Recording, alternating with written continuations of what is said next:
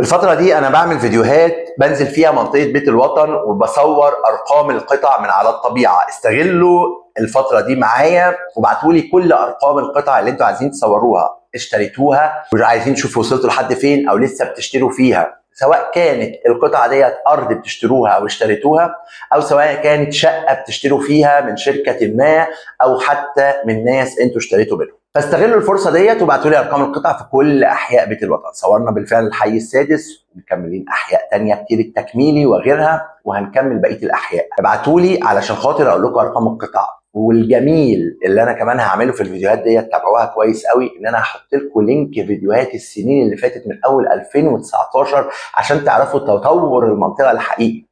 فضل ربنا احنا موجودين من سنين ومن زمان، فده مدينا فرصه ان انا ابعت لكم الهيستوري القديمه كلها الخاصه بكل المناطق ديت من 2019 لحد النهارده عشان تعرفوا الابديت بتاعها وصل لحد فين. بعتوا لنا كل القطع، شوفوا لينك الفيديوهات، خشوا على القناه وشوفوا الفيديوهات الطويله، وابعتوا لنا اي استفسار عايزين تستفسروا عليه. دمتم بخير، كان معاكم محمد.